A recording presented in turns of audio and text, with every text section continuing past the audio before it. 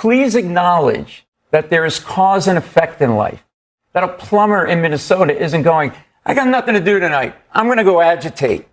They're afraid and they're protecting each other. So if the government... What is she afraid of? Big names like Scott Jennings and Hal Lambert were back on Abby Phillips's CNN show trying to defend what many see as indefensible: the ICE agent involved in the recent fatal shooting of a woman in Minneapolis. We're going to watch this panel discussion together, and I'll share my reactions as it unfolds. That's the plan here. I want you thinking along with me, so drop your thoughts down in the comments. And before we jump in, don't forget to hit that like button and subscribe if you haven't already. Let's get into it.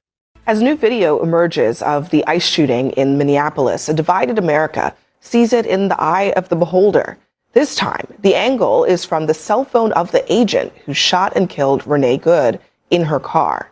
The White House claims that this video supports the notion that he acted in self-defense. Now, we want to show you the full clip, but we have to warn you that it is disturbing.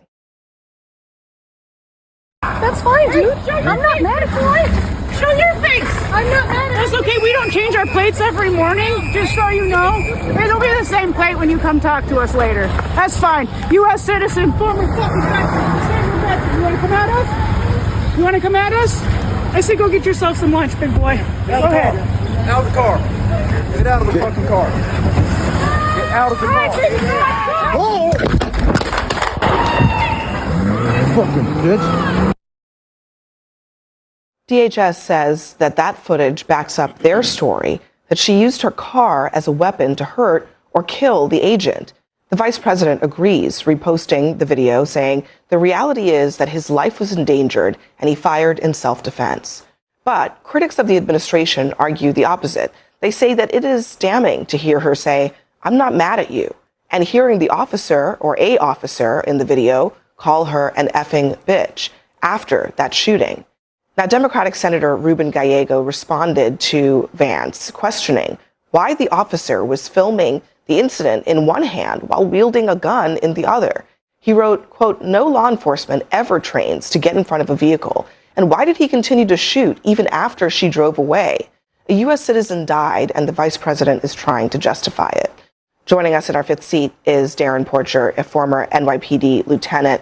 Darren, I wonder what you think of those questions that Ruben Gallego poses about both what the officer was doing. He was holding the gun in one hand, apparently recording in the other, then fires a shot while also still recording.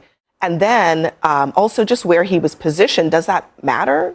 It does. This is very significant. I was a lieutenant in the NYPD's Internal Affairs Bureau, so on many occasions I've been investigating shootings of this magnitude. And one of the things that we always trained officers to do is step away from the vehicle. And this, when we look at from a procedural perspective and best practices in policing, this is spot on. You don't want to put yourself in harm's way. You want to step away from the vehicle and simply jot down the license plate number and get the person in another time. The offense here is somewhat trivial. I don't see a felony that was committed. I don't see an acrimonious act where it created the propensity for an assault against another common citizen. In addition to that, after the vehicle pulled away, after that first shot, you see two more shots on the driver's side. So the threat had already passed. However, the officer continued to fire additional rounds. Therefore, I think that this is really going to be questionable from the perspective of the 1989 court decision as it relates to Graham versus Connor, which introduces when and how a police officer can use force. Procedurally, this is not sound, but from a law perspective, it can be somewhat questionable. Scott? I mean, contrary to what I heard out here the other day, this person was not a random passerby who just happened to be driving through her neighborhood. This person is part of a group of people who form convoys to interfere with federal law enforcement operations. They drive convoys of cars into active law enforcement situations. They interfere with ongoing law enforcement activity. This is a felony to do that, A. B, this person had been following ICE around all day, apparently, according to witnesses, now according to further reporting. C, they didn't follow lawful commands to stop, get out of the car. D, they accelerated a car into the officer. It clearly hit the officer. I don't understand how you could watch this video and all the other videos that have come out and not come to the conclusion that this is an unfortunate, tragic situation that was caused by someone, the person driving the vehicle, using extraordinarily poor judgment from top to bottom. Doesn't make me happy. I don't like it. I hate this. I don't like it when U.S. citizens or anyone dies in any kind of a engagement with law enforcement like this. But this person exercised extremely poor judgment and put themselves in harm's way, probably committing a felony in the process. And this is the result. Can I just ask how you not see this in the gray area? That was great. That was a great gray area? Yeah. The police officer walks around the front of the car. So the way it was initially told, and by the way, I'm not left or right, so don't think I'm a liberal and so I'm automatically going to defend. But the way it was initially described by Kristi Noem was that this car was going after him almost like as though the car was going down the street. He winds his way around after 6 months earlier having been dragged by a car. So he did put himself in harm's way. That doesn't mean she was right to do it. But the problem that I have with this conversation generally, not you personally, is one side wants to see it one way and one side wants to see it the other way, and there ain't no middle ground, and there is. So first off, Scott Jennings. I'm not exactly a fan, and we haven't even gotten to the other guy yet. But what you keep hearing from him over and over, and I'll put it up on the screen, is this routine disclaimer. Look, nobody's happy this woman died. Nobody's celebrating it. And that line immediately reminded me of a Jon Stewart bit. I don't know if I can show the whole thing, where he calls it butts and prayers. It's this constant pattern you hear on Fox News and across right-wing media. No one's glad a woman was shot. No one's happy a child lost their mother. But. And the but always does the real work. Suddenly it's her fault. Suddenly she should have done what she was told. Jennings then claims this was a felony. Obstruction of law enforcement. Now, I'm not a lawyer, but even if obstruction can rise to a felony depending on circumstances, I don't see how that applies here. You can watch the video yourself. By no reasonable standard does this come close. And I'm also not willing to just accept that what these guys were doing in the street was automatically legitimate or justified law enforcement. They're running around without clearly identifying themselves, not explaining what's happening, pulling people out of cars. There's no shortage of evidence showing this pattern. That's why people in these neighborhoods come out with their phones to document it themselves. But the right doesn't frame it that way. Instead, they label these people as domestic terrorists, which is beyond absurd. And honestly, that kind of hyperbole is chilling when you stop and think about it. Then we get Kristi Noem coming out with a press conference. I'll put this up on screen. And there's this slogan right on the podium, one of ours, all of yours. That should make people uneasy. Some are pointing out the historical echoes there, but you don't need to be a historian to catch the tone. This is DHS messaging. One of ours, meaning ICE, presumably. All of yours. And that part's deliberately vague. Who's us? Who's them? They get to decide. And they get to decide when deadly force is justified. And that's really the through line here. The message being sent is simple and terrifying. If you don't do what we tell you, we can kill you. She should have listened to the command. He should not have been where he was. He overreacted. I know it's easy to say. And I think that we have to get in the middle somewhere on this and recognize that two people were wrong. I disagree with that completely. I don't see this as a gray area at all, and I certainly don't see her playing a role in her own death, Scott. I mean, you can see even law enforcement officials have played the video frame by frame. Earlier, Anderson Cooper had a guest who was playing the video frame by frame, and you see in every frame she's turning her vehicle away from the ICE officer. They are approaching her. She was not going at him. She was trying to get away because they were approaching her vehicle. You also hear him in this video refer to her as an effing bitch. None of this seems like someone who should be in a position of filming her on his phone. He is the officer. He is the one with the weapon. He has all the power in this situation. regardless if she's a protester or not, you were saying those things almost as if it justifies her being shot by him. That's just not true. Since Trump's second term, there have been 16 shootings involving ICE agents. 4 of those have resulted in death, including Good. Other times, there have been 14 incidents where ICE agents have pulled a weapon. Another 14 episodes where ICE agents have used a weapon that wasn't lethal, like pepper balls and rubber balls, rather, or pepper spray. This is not okay. This is not normal behavior. And I think if we pretend that there's a middle ground here, we don't have to come to the middle. Actually, we could just use our eyes and ears and look at what we saw. There was nothing confusing about that video. But she's not a protester, right? She was there to interfere. She had her car sideways in the middle of the road. So she deserved to be murdered? That can't seriously be your point. You use the term protester. We keep using that. She's not a protester, okay? She's there to interfere with law enforcement. She has her car sideways in the road. She's clearly been doing this, as has been reported. She's part of an active group to do this. Regardless of what you want to call her, are you justifying her being shot by an ICE agent? Are you justifying her pulling into the officer? She hit. And that's exactly what Scott Jennings and Hal Lambert are doing here. They're rationalizing the shooting. They're trying to make it sound acceptable after the fact. They push back by saying, "Why do you keep calling her a protester? She was a domestic terrorist." And that's the label being thrown around now. Anyone who doesn't comply gets branded that way. If you don't obey, that's the box they put you in. They keep leaning on this narrative that she tried to run an officer over with her car. But watch the video. What actually happened is far simpler. She didn't comply, and she was shot. And their defense is basically, well, that's his job. He was just doing what he's paid to do. I'm disputing the basis of that. That's not factual. But this is the video shows it's not factual. Right. But she was not going at him. The video shows that. Go ahead, Darren. Do you think officers train for this scenario? Yes or no? I'm sure they do. All right. Back in the 70s. And not only that, this personal officer was dragged. But you answered my question. Summer. You answered my question. Got 35 Back in the 1970s, there was a study done on how police officers should engage individuals in cars. Whenever you and what came out was whenever you shoot a person that's driving a motor vehicle, and you're successful, the centrifugal force of that vehicle will continue to move forward. Therefore, you do not defeat the threat. So what do you do in a situation like that? You move away from the car. And we found on a national level that police have gained an overwhelming level of success in terms of trying to get away from the vehicle as opposed to putting themselves in harm's way. Can I ask you another question, Darren?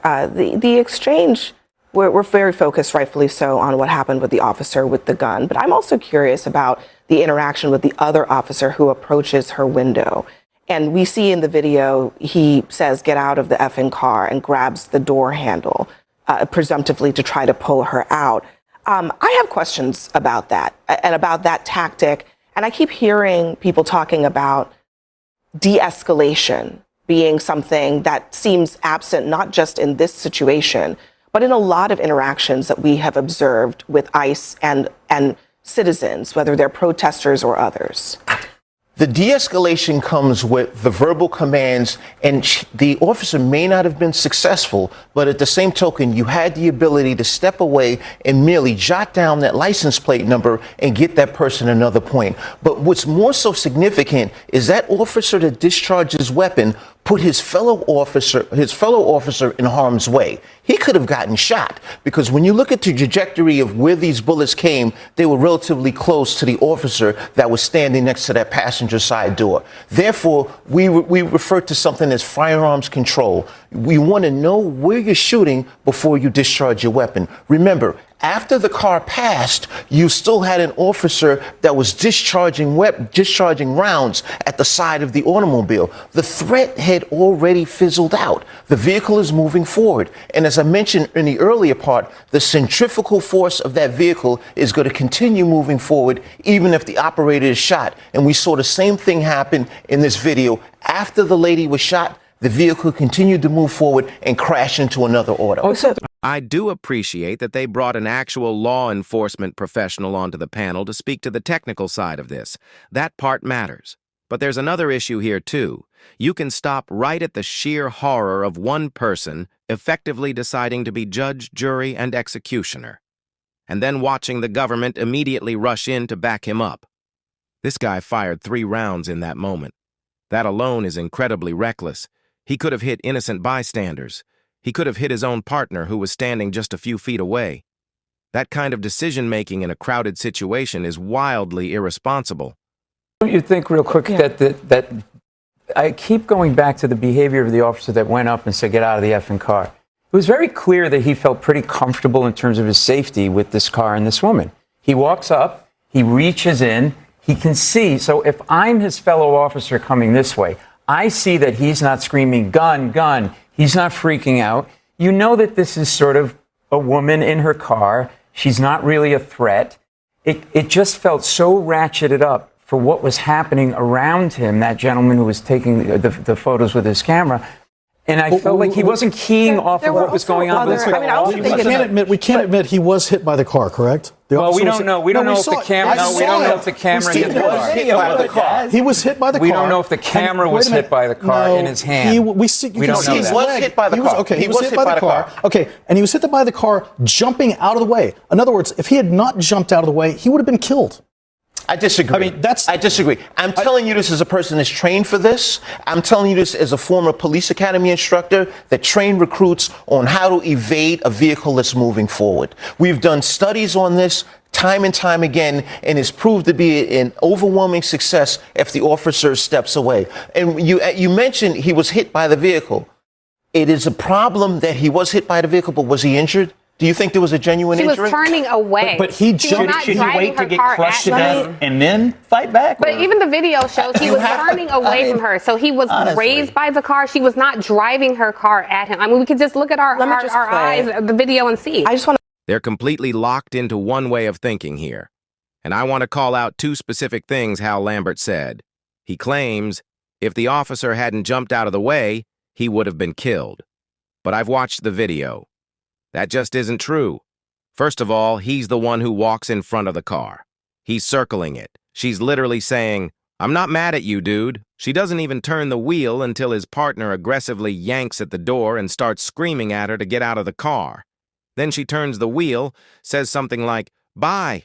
The officer steps slightly to his left. The car brushes his hip, and he fires 3 shots straight through the windshield. Scott Jennings jumps in with this glib line. What? Do you expect him to get crushed to death before he fights back? And again, there is no version of this video where that officer was about to be crushed to death. Not even close. That's a fantasy they're inventing to justify what happened. And no, imagined danger doesn't justify deadly force. This was deadly force because it ended in death. What it looks like more than anything is recklessness. Absolute recklessness. You can say he fired through the windshield. Fine. I'm not defending him. But the reality is she starts to drive away, and his first instinct is to open fire. That's a hair-trigger response, and that's the problem. These operations show up with dozens of agents for one person. They're armed, masked, moving in formation, posturing. You can tell they come in with chips on their shoulders, and communities despise it. They absolutely despise it. Then you have government officials going on TV saying this is only going to increase. Door-to-door enforcement. History is full of examples of where that leads. And pretending otherwise doesn't help anyone. And when they feel comfortable putting a slogan like "one of ours, all of yours," right on a podium, what does that even mean? Absolute immunity. She didn't comply, so she was shot. And he faces no consequences. That's the message. I don't have some neat solution here. I don't know what the exact fix is, but I do know that if nothing is done, this will escalate. That's clearly the plan. The dog whistles aren't even subtle anymore. They're printed in bold at press conferences. So yeah, I'll ask you, am I crazy? Am I misreading this? Have I just been doing this too long and seeing things that aren't there? Because I'm seeing what I'm seeing, and watching pundits like Hal Lambert and Scott Jennings seriously argue, were we supposed to wait until he was crushed to death? As if anyone who doesn't immediately comply should be assumed to be a terrorist who needs to be preemptively killed. That's insane. Tell me in the comments, am I crazy? Let me know your thoughts in the comments, and don't forget to hit the like and subscribe button. See you in the next video. I think we're going to see those deportation numbers ramp up as we get more and more people online, working for ICE, going door to door and making sure that if you're an illegal alien, you've got to get out of this country. And if you want to come back, apply through the proper channel.